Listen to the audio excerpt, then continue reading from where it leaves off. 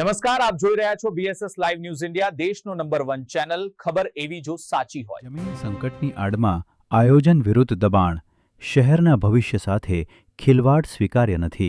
એશિયાના મોટા timber hub તરીકે ઓળખાતા ગાંધીધામ શહેરમાં વેપારીઓ માટે જમીનની અછતનો મુદ્દો ઉઠાવવામાં આવી રહ્યો છે.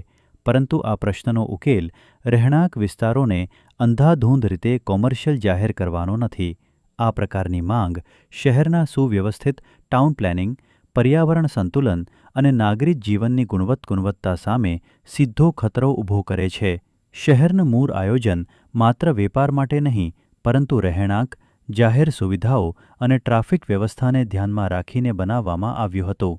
રહેણાંક વિસ્તારોને કોમર્શિયલ ઝોનમાં ફેરવવાથી ટ્રાફિક દબાણ, પાર્કિંગ સમસ્યા, અવાજ પ્રદૂષણ અને નાગરિક સુવિધાઓ પર ભારે બોજો પડશે. પરિણામે સામાન્ય નાગરિકોના દૈનિક જીવન પર નકારાત્મક અસર પડશે.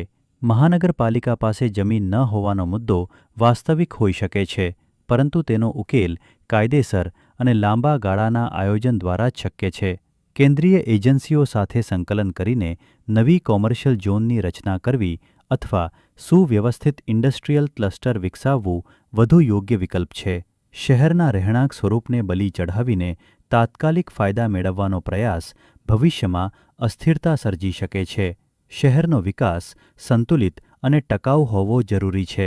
વેપાર મહત્વનો છે, પરંતુ નાગરિકોના જીવન માપદંડ, પર્યાવરણ અને શહેરી શિસ્ત તેની સામે ગૌણ બની શકતા નથી. તેથી આયોજન વિરુદ્ધ દબાણ કરતા જવાબદાર તંત્ર અને વેપારી સંગઠનો વચ્ચે સંવાદ દ્વારા વૈજ્ઞાનિક અને કાનૂની ઉકેલ શોધવો સમયની માંગ છે.